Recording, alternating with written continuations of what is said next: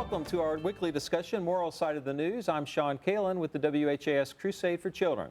Joining me today, as always, a distinguished panel: Reverend Clay Calloway, West Louisville Ministers Coalition; Father Bill Hammer, St. Margaret Mary and St. William Catholic Churches; Rabbi Stan Miles, Louisville Melton School; and Reverend Dr. Kilen Gray, Louisville Presbyterian Theological Seminary. College graduations have been interrupted this week by protests that have been playing out at campuses across the country. It's our first discussion of this topic this week on Moral Side of the News, and this is how ABC covered the story earlier this week. The LAPD on campus at USC early Sunday morning. The school's Department of Public Safety says officers were called in to provide security as the university worked to peacefully remove an illegal encampment. It seemed like the people in the encampment followed LAPD's orders. No arrests have been reported. Ceasefire now! Protesters gathering again at the University of Texas in Austin Sunday. We stand with Palestine! The Art Institute of Chicago Saturday, SWAT teams called in after pro-Palestinian protesters tried to set up an encampment. Police facing off with them for hours. At least 68 people were arrested. At the University of Virginia, police in riot gear moving in to clear an encampment. More than 24 arrested. These protests, many of which have been going on for weeks, are now impacting graduation ceremonies. At the University of Wisconsin-Milwaukee, an encampment still on campus despite graduation events. This should have ended long ago, and the only way this will end is if our demands are met. Shut it down! Shut it down! The University of Michigan's graduation was briefly interrupted by pro-Palestinian protesters chanting and waving Palestinian flags. In New York City, police moved in last week when protesters took over a building on Columbia University's campus. The police came in exactly 2 hours. Everything was over. It was a beautiful thing to watch. These protests happening amid the war in Gaza are now a campaign issue. Breaking windows, shutting down campuses, forcing the cancellation of classes and graduations. None of this is a peaceful protest. New York City Mayor Eric Adams has said many of those arrested have been what he called outside agitators. When those protests reach the point of violence, as the president stated, we have to ensure that we use a minimum amount of force to terminate what is perceived to be a threat. Here in Kentuckiana, upwards of 50 people have been arrested in Bloomington during weeks of protests. Police crackdowns have triggered sharp criticism from city and county officials, blasting the university and ISP for their response to the protests, which included snipers on nearby roofs. And now the ACLU of Indiana has filed a lawsuit against IU, claiming the university violated the First Amendment rights of people who participated in the pro-Palestinian protests. So panel, this has been going on for several weeks now. Your thoughts on what needs to happen? You know, it's ironic. This weekend is probably graduation weekend for a lot of universities. And my alma mater, Kaelin and I, alma mater, Kentucky State University, is having that graduation tomorrow. And I'm honored to be one of the speakers of the golden year 1974. But I was in college during the era when most of the college protests was taking place. Yes. During the Vietnam era. I was in college at the time. The famous song "4 Dead in Ohio," that all took place during that same era. I remember that even someone died at Jackson State down in Mississippi protesting the Vietnam War. So that was an era when protest was the norm, and protest was very common among many college campuses. And I haven't seen quite a repeat of that until right now, with the protests taking place with the universities in response to the perceived oppression of the Palestinians there in Gaza and the like. And it always seems to be the young minds that are probing and challenging and asking the questions.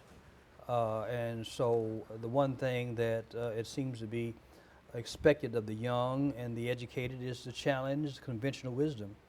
And many of these colleges who have participated in this eruption across the nation are doing just that. And they're aware of the disparity that's taking place in that war over there, and with the implications of their universities who are investing in the government there in Israel. and they're taking great objection to that.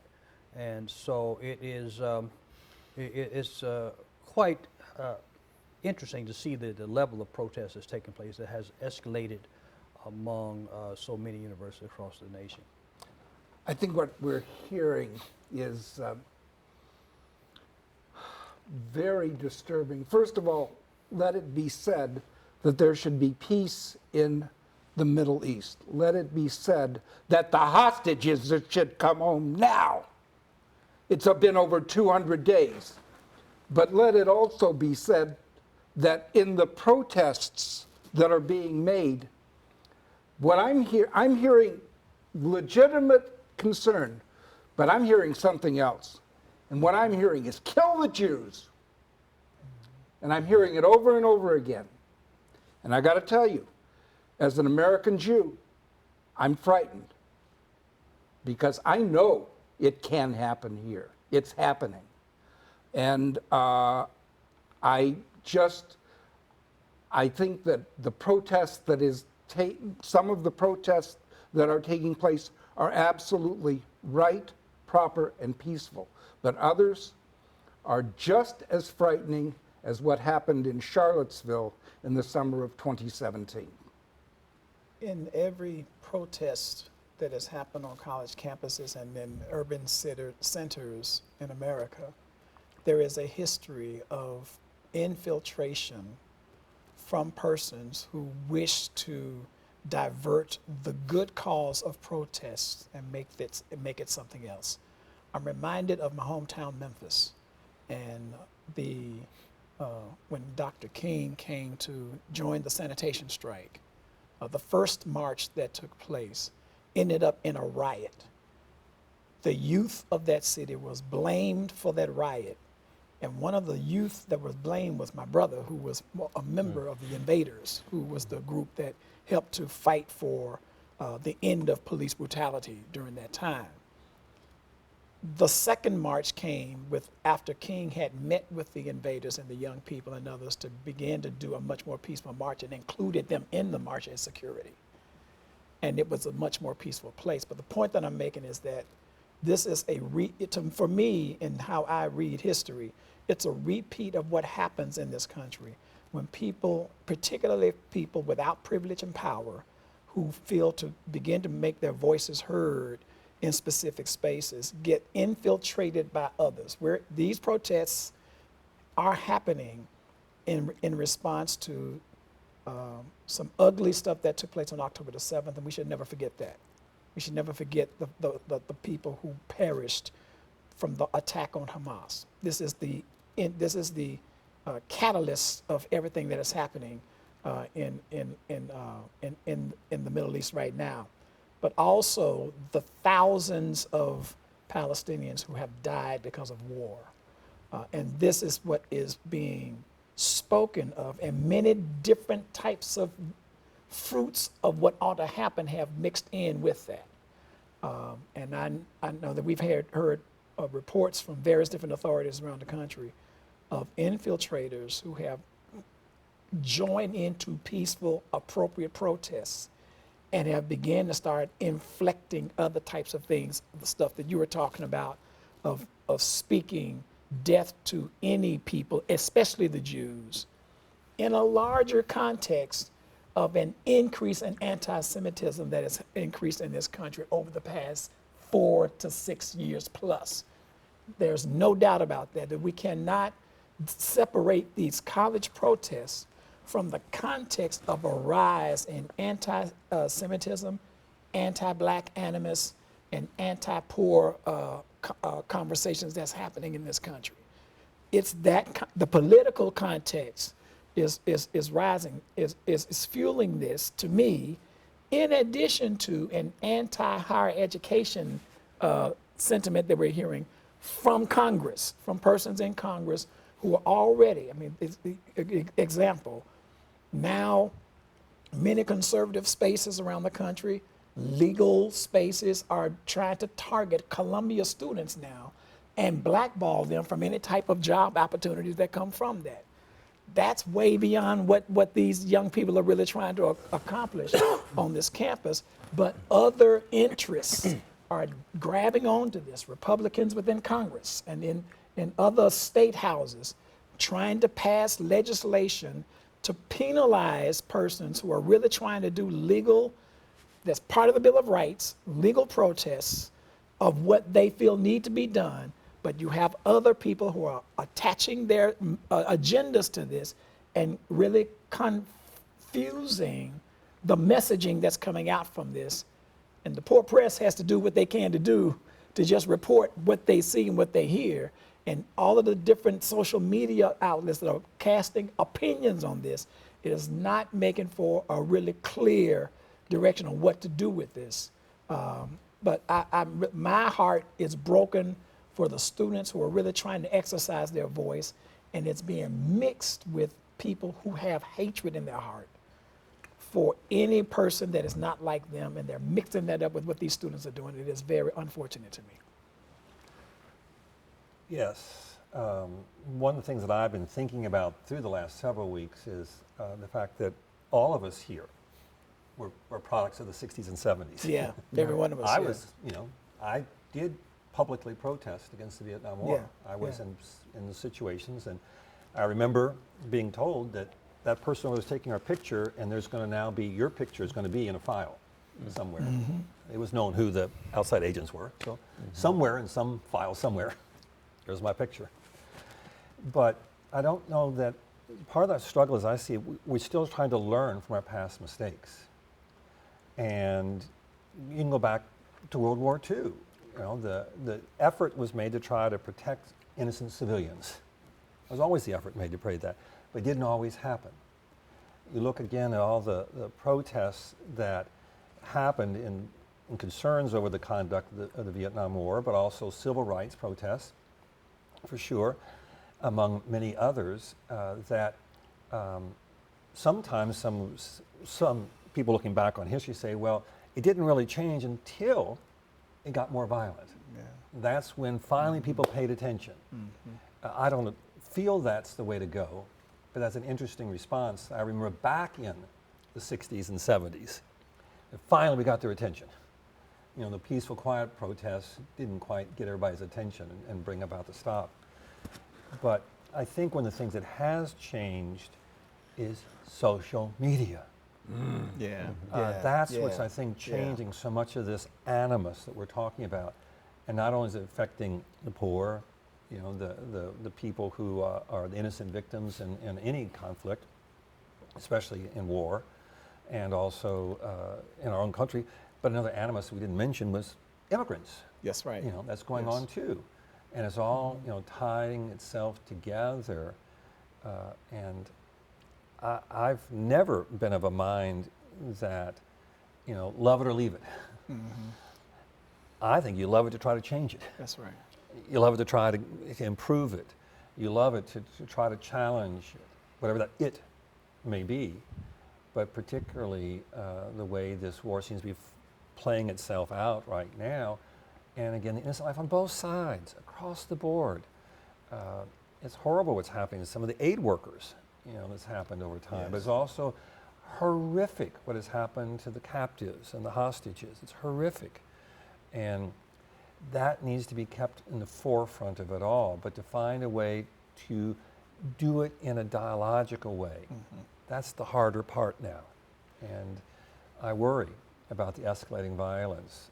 And sometimes, again, people think that's the way we got to go now. Well, you know what? I mentioned. It's the anti-Semitism term is grabbing the headlines. But God is the God of the oppressed. Yes. The Palestinians are the oppressed. They're the poor. They're the weak. I know there's hostages, but there's 30,000 people that are held hostage in graves that will never get out from this war. And also, it's as tragic as October 7th was, but the conditions in Gaza was tragic on October 6th. The Palestinians were oppressed on October 6th. No one talks about that. Two things don't wrong to make it right, but still, the millions have been displaced. At least 30,000 have been killed. mostly women and children, civilians. So the reality is there's clearly an imbalance in this whole thing. That's why the United States has been called into question to put a pause on its involvement on that, to put a check on how this whole war is being conducted against the weak and the oppressed Palestinians. Bishop Desmond Tutu said it was the worst form of apartheid he'd ever seen in his life. He grew up in South Africa. That was his explanation of the condition of the Palestinians in Gaza and in the West Bank. But in Gaza, it was the worst concentration and form of oppression, apartheid he's ever seen. So no one's talking about that. Now, true enough, the Jews have been a historic oppressed people of the Bible, and even in modern Germany. But the plight of the Palestinians has been horrible, and it's deplorable, and these innocent children, and not the ones that are killed but are being displaced, is unjust. And that's what's creating the imbalance here. We talk about peace and shalom. Shalom means to be made whole. Now, there's a chant we say no justice, no peace, but really justice and peace go hand in hand. You can't have peace without justice. And peace does not mean tranquility. You got to do the right thing among those that are weak and oppressed. And that is not what's taking place. I think at the root of the protest, recognizing those have always been subjected to infiltrators coming in and exploiting anything. The communists did it among the civil rights movement. There's always been the target of being exploited for political reasons. But I think that at the heart of it all needs to be the voice, a prophetic voice. And I have yet to hear a prophetic voice. I'm open to ask the question, what is there a prophetic voice coming out of Israel on this? What strong prophetic voice is speaking out of Israel? Well, I can give you a small example, Clay. Every year for the last few years on Israel's Memorial Day, which is the day before Israel's Independence Day, there is a meeting in Tel Aviv of Jews and Palestinians.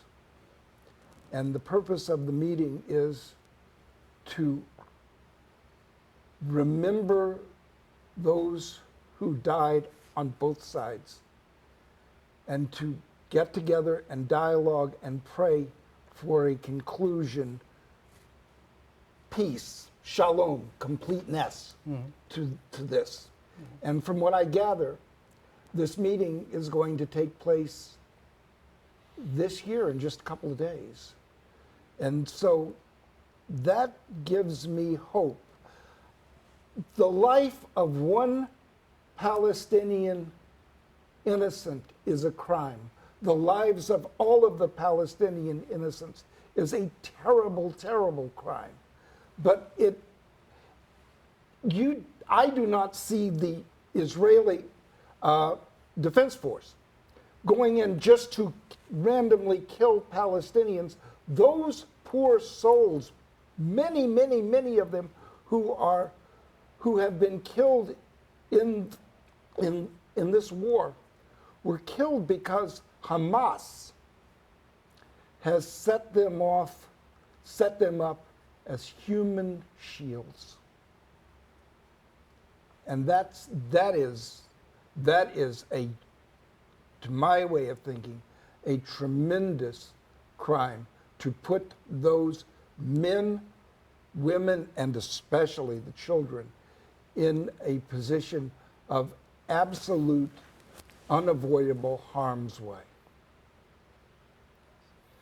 The Hamas is also a Hebrew word, and the translation of Hamas into Hebrew is complete destruction. And I fear that is what is taking place in Gaza, in the Middle East with Hezbollah in Lebanon. And I see the hand of the Iranians. I see the hand of the Russians. And I just pray that events like that meeting that will, please God, take place in peace in Tel Aviv in the next few days leads to a bringing of peace in the Middle East. I can remember, I've been to Israel 35, 36 times in my life. And one of the most memorable trips I took was in the fall of the year 2000. And it was a group of American rabbis. And one day, we were invited to be the guests of the Palestinian Authority in Ramallah. And so we didn't know the agenda, but we went. And so we met with leadership in the Palestinian Authority. And why? Because this was the time of the Oslo Accords. The peace was gonna happen, and so on and so forth. So the Palestinian Authority wanted to meet with a group of... I'm sorry.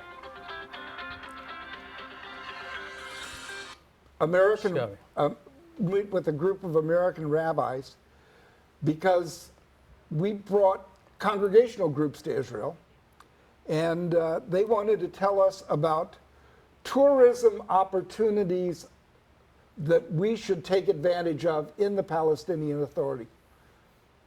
Like, for example, at that time, there was a huge buildup in tourist opportunities in Jericho, which is certainly one of the most historic cities in that part of the world.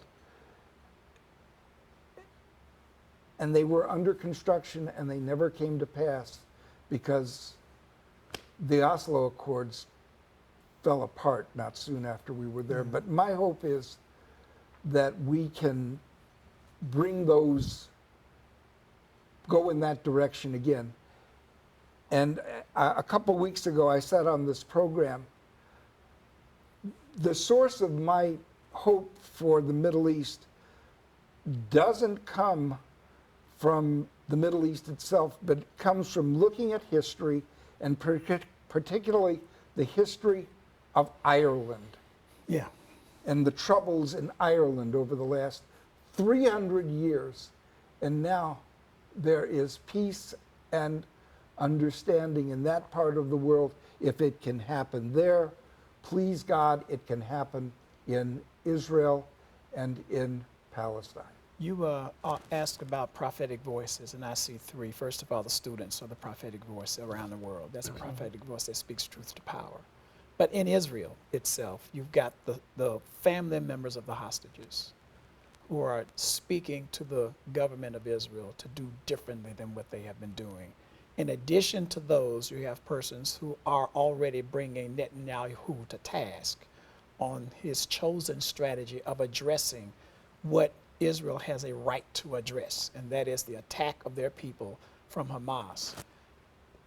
That's not a full agreement on how to respond to that tragedy.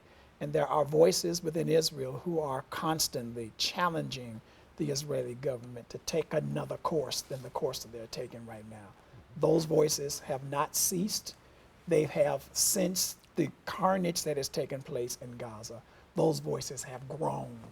And more persons inside Israel are taken to the streets and mirroring the protests that we're seeing here, but directly going at the Israeli government saying the course you have taken is wrong, it is inhumane, and you need to try to do something to be different. And that is certainly encouraging. You know, God is, he'll make the rocks cry out, as Jesus said, so sometimes it'll bubble up and come out in one form or another. And it's encouraging to see those prophetic voices, you know, still persistence in their pursuit for justice and peace. And I think also there are Palestinian voices too that are raising. I mean, we hear that, but you don't hear enough of that as well. But it is criminal to put your command post inside the middle of a hospital. That's right. That's criminal, internationally criminal behavior. It is, you know, things like that.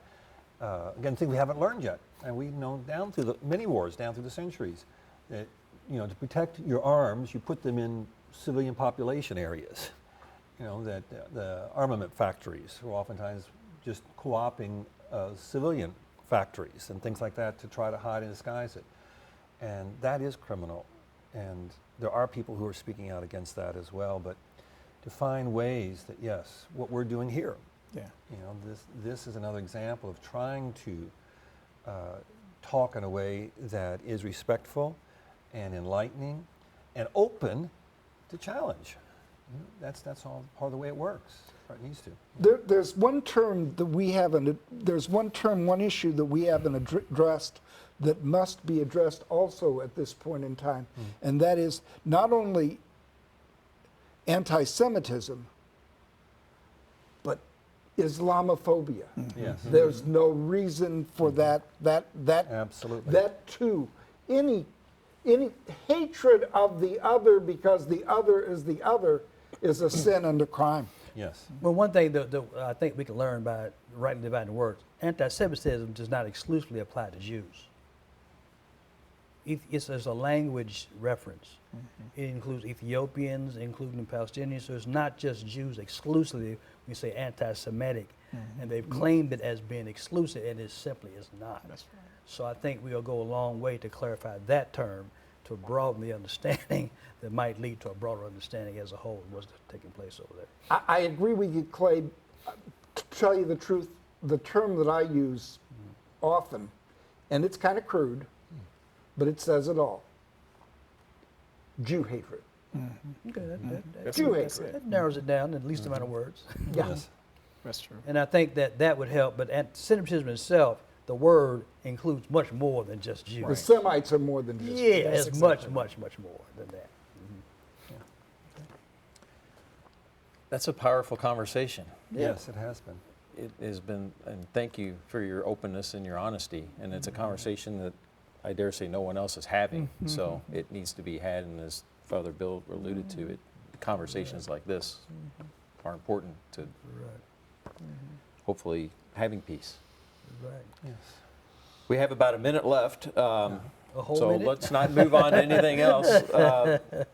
I want to thank our panelists today for this great discussion. Reverend Clay Calloway with West Louisville Ministers Coalition, Father Bill Hammer, St. Margaret Mary and St. William Catholic Churches, Rabbi Stan Miles, Louisville Melton School, and Reverend Dr. Kilen Gray with Louisville Presbyterian Theological Seminary. Rebecca, we're going to roll that video of the pin.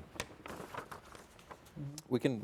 Some of us are sporting the pins today, but Crusade 71 is just 19 days away. You can buy your WHAS Crusade for Children Collector's pin and Chick-fil-A gift card. It's a great deal, only $3. It's available at any Republic Bank, L&N Federal Credit Union, First Harrison Bank, or New Yale Cleaners. So pick those up. It's a great deal. Thanks for watching and listening to Moral Side of the News this week. Join us again next week for an all-new conversation, and have a great week.